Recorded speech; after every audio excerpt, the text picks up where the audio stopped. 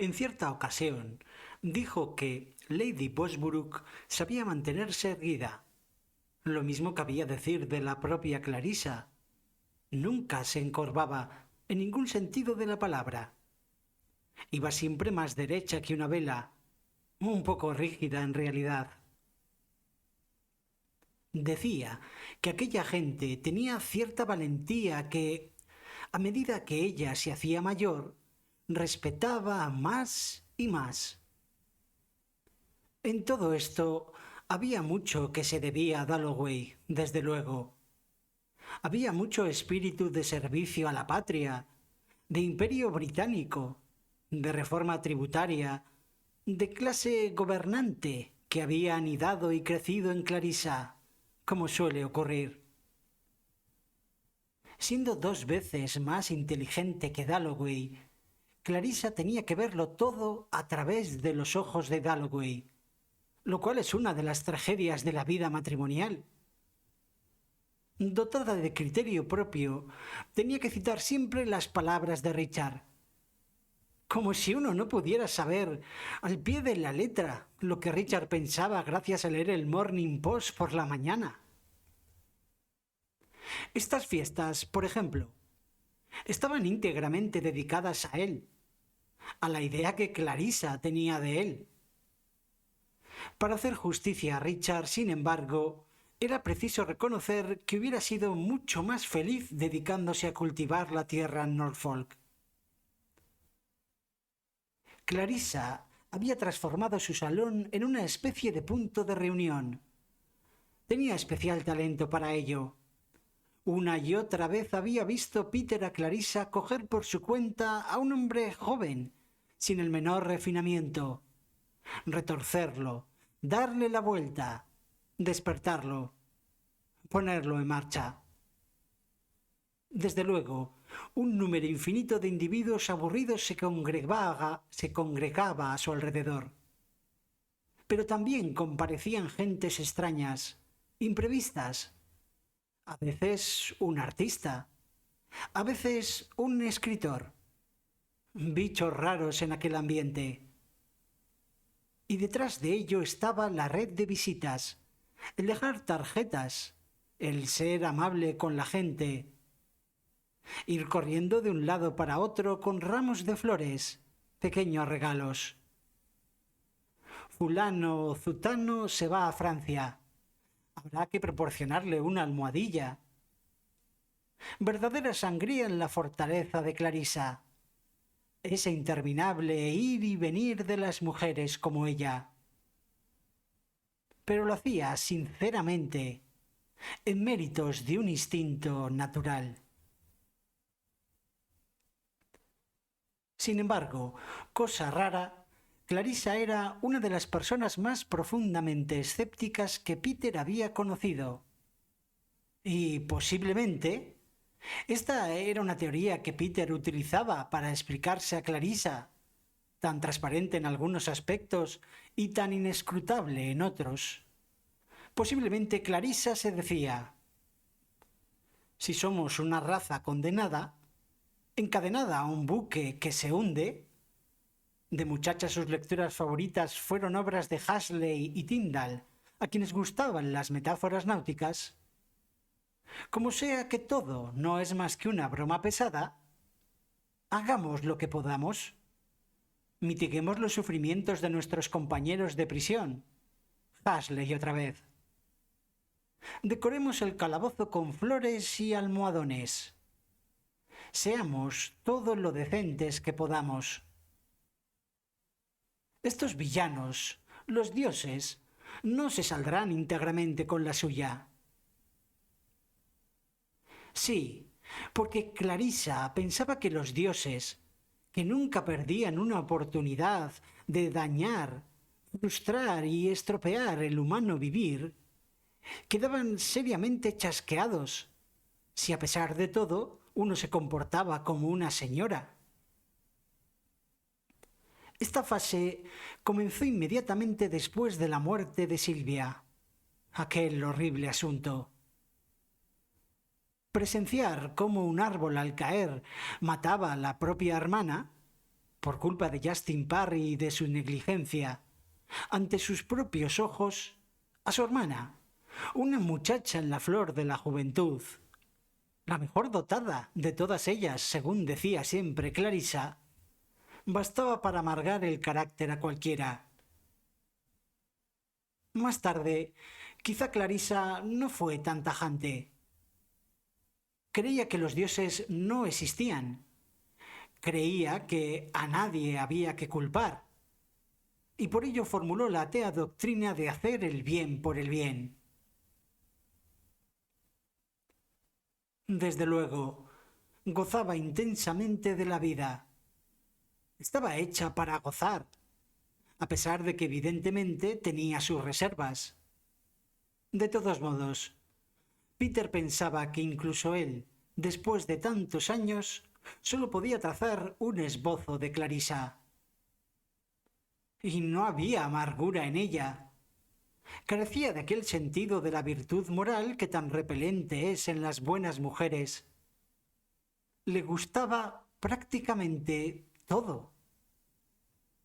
Si uno paseaba con ella por Hyde Park, ahora era un parterre de tulipanes, ahora un niño en un cochecito, ahora un pequeño drama que Clarissa improvisaba en un instante.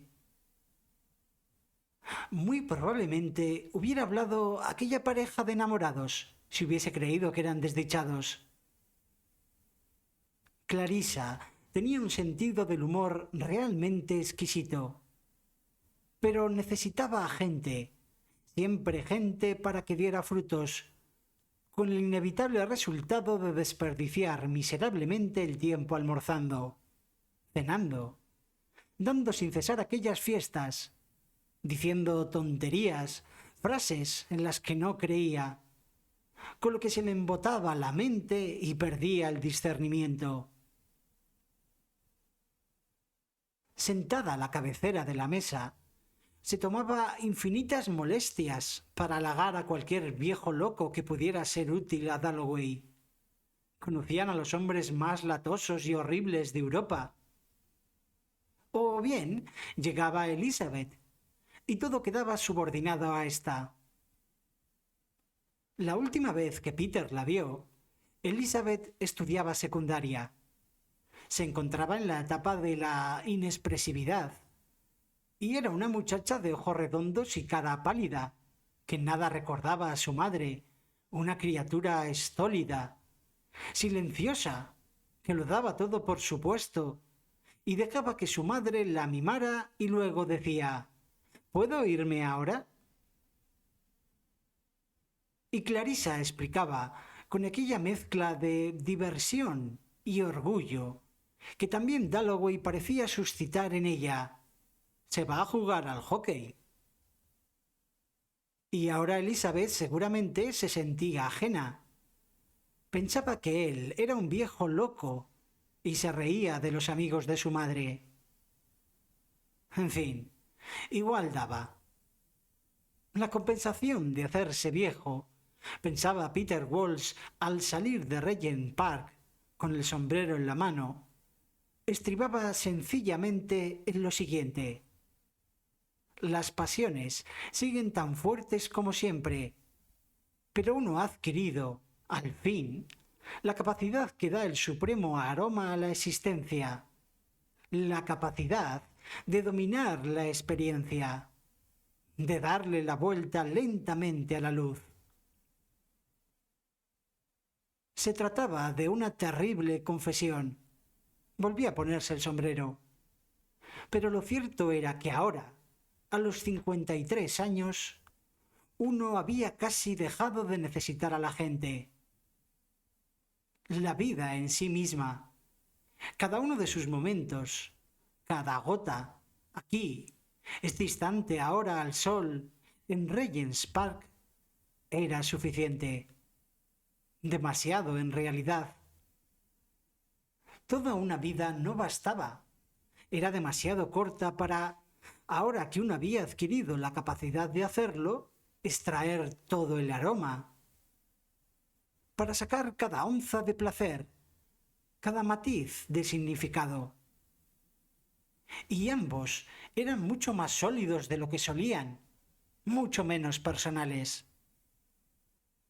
Ya era imposible que Peter volviera a sufrir tanto como Clarissa le había hecho sufrir. Pasaba horas seguidas, gracias a Dios, tales cosas se podían decir sin que nadie las oyera, horas y días seguidos sin pensar en Daisy. Teniendo en cuenta los sufrimientos, la tortura y la extraordinaria pasión de aquellos tiempos, ¿cabía decir que estuviera ahora enamorado de Daisy? Era una cosa totalmente diferente, mucho más agradable. Y la verdad consistía, desde luego, en que ahora ella estaba enamorada de él. Y esto quizá fuera la razón por la que, en el momento en que el barco zarpó, Peter sintió un extraordinario alivio y deseó sobre todo quedarse solo. Le irritó encontrar en la cabina los testimonios de las pequeñas atenciones de Daisy, los cigarros, las notas, la alfombra para el viaje. Si la gente fuera honrada, todos dirían lo mismo. Después de los 50, uno no necesita a los demás. Uno no tiene ganas de seguir diciendo a las mujeres que son hermosas. Esto es lo que dirían casi todos los hombres de 50 años, si fueran sinceros, pensó Peter Walsh. Sin embargo, estos increíbles accesos de emoción, como el echarse a llorar esta mañana, ¿a qué se debían? ¿Qué habría pensado Clarissa de él? Seguramente pensó que era un insensato, y no lo hizo por vez primera. Lo que había, en el fondo de todo, eran celos. Los celos que sobreviven a todas las pasiones de la humanidad, pensó Peter Walsh, con el cortaplumas en la mano extendiendo el brazo. Había estado viendo al mayor Orde, le decía Daisy en su última carta. A Peter le constaba que lo había escrito adrede. Se lo había dicho para darle celos. Le pareció ver a Daisy con la frente fruncida, mientras escribía, pensando que podía decir para herirle. Sin embargo, aquellas palabras nada habían cambiado. Peter estaba furioso. Todo ese lío de trasladarse a Inglaterra y visitar abogados no era para casarse con Daisy, sino para evitar que Daisy se casara con otro. Esto era lo que torturaba a Peter. En esto pensó cuando vio a Clarissa tan calma, tan fría, tan cerrada en su vestido o en lo que fuera. Darse cuenta de lo que Clarissa hubiera podido evitarle. Darse cuenta de aquello a lo que Clarissa le había reducido, a un débil y achacoso asno. Pero las mujeres, pensó mientras cerraba el cortaplumas, no saben lo que es la pasión.